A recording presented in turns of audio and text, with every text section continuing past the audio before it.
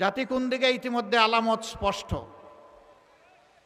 যুব সমাজ সিদ্ধান্ত দিয়ে ফেলেছে, পাঁচটা পাবলিক বিশ্ববিদ্যালয়ের নির্বাচনে বলে দিয়েছে আমরা ন্যায় ইনসাফের পক্ষে।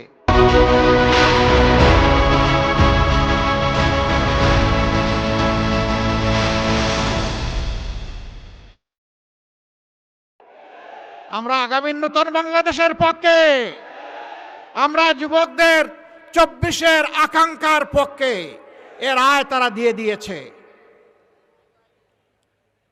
মায়েরা বোনেরাও তারা তাদের অপিনিয়ন ব্যক্ত করতে শুরু করেছেন। তারা বলেছেন আমরা, কেউ মাইন্ড করবেন না, এখানে 11 দল আছেন, যা বলছেন আমি তাই বলতেছি। কেউ বলেন আমরা ইসলামী দলের হাতে নিরাপদ, কেউ সুজা সাপটা বলে আমরা জামাতের হাতে নিরাপদ। এই অবস্থা দেখে অনেকে এখন একটু মাথা গরম হয়ে গেছে। কিশোরগঞ্জেতে বোধহয় এখন চৈত্র মাস না, হ্যাঁ মাঘ মাস, তো মাঘ মাসে যদি মাথা এত গরম হয়, চৈত্র মাসে কি হবে? একটু ঠান্ডা থাকুন, ধৈর্য ধরুন, 12 তারিখ পর্যন্ত জনতার রায়কে সম্মান করুন।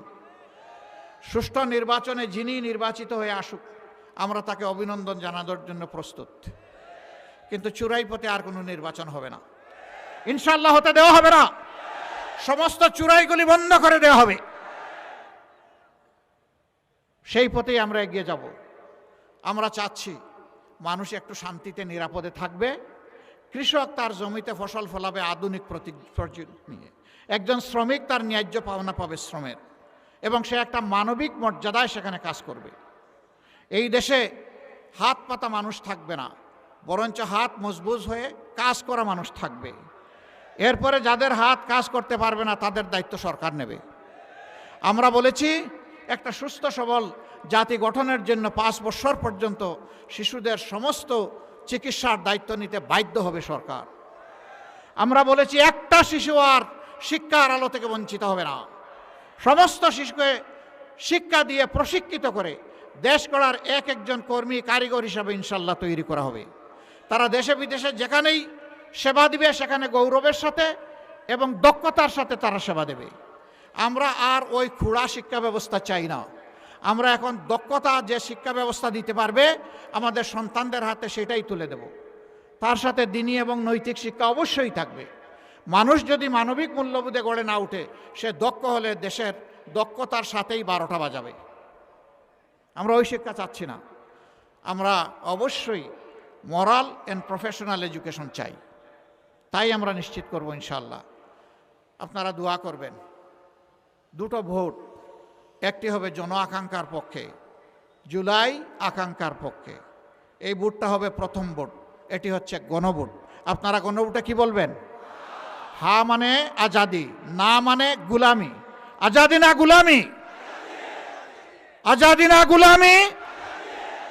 ইনশাআল্লাহ সমস্ত জনগণকে, মা বোন সবাইকে সাথে নিয়ে আমরা হা ভোট দেব ইনশাআল্লাহ। এটি বাংলাদেশ, এটি বৈষম্য মুক্ত, ফ্যাসিবাদ মুক্ত, দুর্নীতি মুক্ত বাংলাদেশ। এর ভিত রচনা করে দিবে হা ভোট ইনশাআল্লাহ। এরপরে আরেকটা ভোট, যারা আগামীর সরকার গঠন করবে এবং দেশবাসীকে সেবা দেবে। সব কিছু পরিষ্কার হয়ে গিয়েছে। আমাদের স্পষ্ট অবস্থান, আমরা দুর্নীতির পক্ষে কাউকে যেতেও দেব না, নিজেরাও দুর্নীতি করব না। চাঁদাবাজি বাংলাদেশে আর চলতে দিব না। আমাদের তো চাঁদাবাজির প্রশ্নই ওঠে না। কোনো মামলা বাণিজ্য বাংলাদেশে হবে না। বিদেশের সবগুলো বন্ধু রাষ্ট্রের সাথে আমরা উত্তম সম্পর্ক রক্ষা করে চলব, কিন্তু কাউকেই প্রভু মানব না। কথা একদম সাফ। আধিপত্যবাদ কোনো জায়গা নেই।